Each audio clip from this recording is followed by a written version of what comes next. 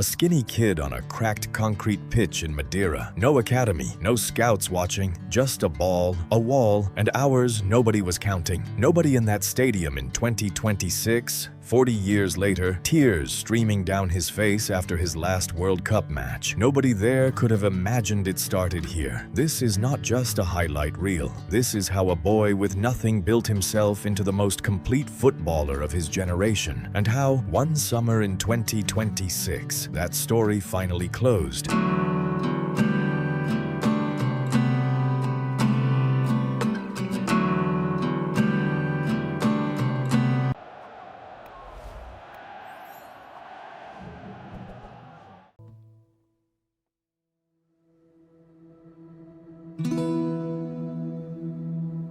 Cristiano grew up poor in the hillside neighborhoods of Funchal on the island of Madeira.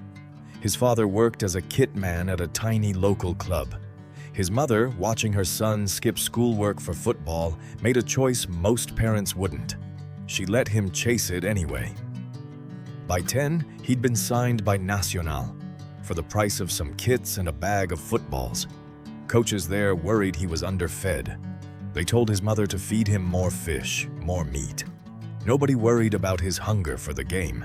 He trained 10, 12 hours a day simply because he had nothing else pulling at him.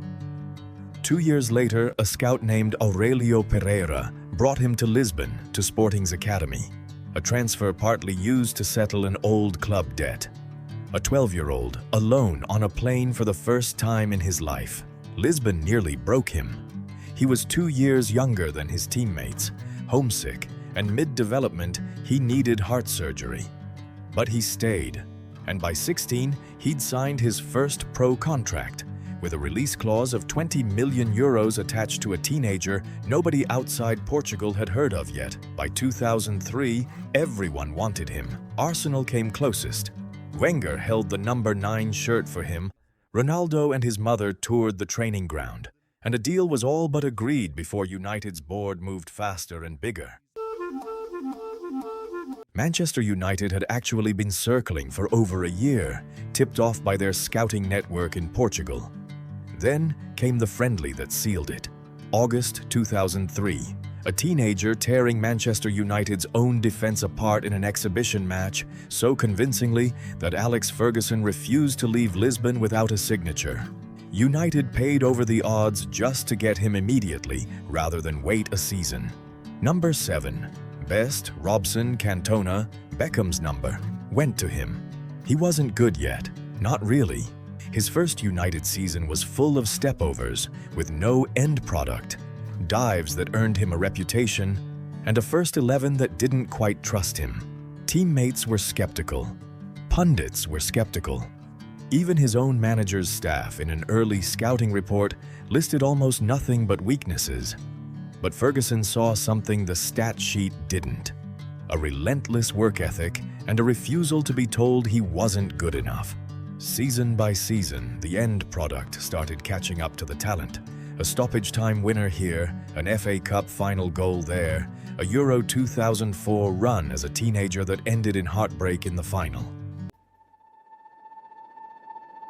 Then came 2006, his father's death, a World Cup penalty shootout against England, a wink toward the Portugal bench that turned an entire country's press against him.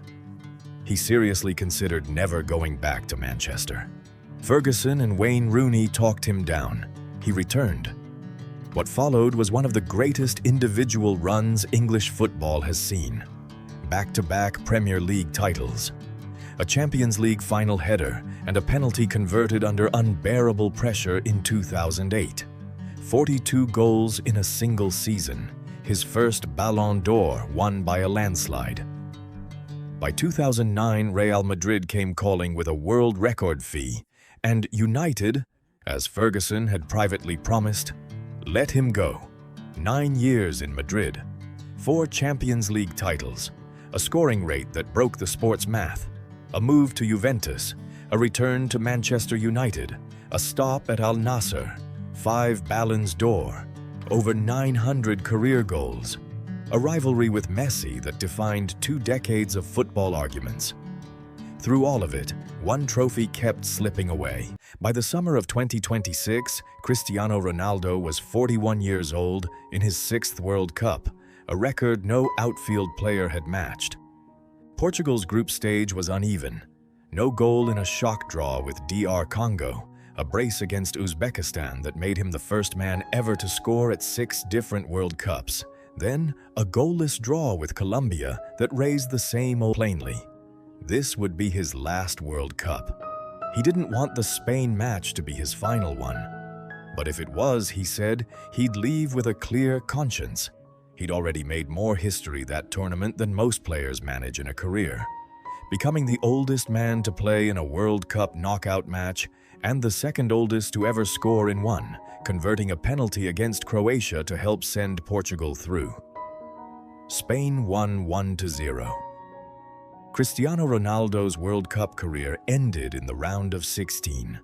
The trophy that defined him by its absence, still absent. He walked off in tears. Not broken, just done. 23 years as a professional, 6 World Cups, every club trophy the sport has to offer at 3 different giants, in 3 different countries. The one prize that eluded him arguably says less about Cristiano Ronaldo than it does about how brutally hard that trophy is to win at all. The kid from the hillside in Funchal, the one nobody was scouting, ended up rewriting what a footballer's body and will could do for over 2 decades. That story didn't end in Dallas. It just started its final chapter there.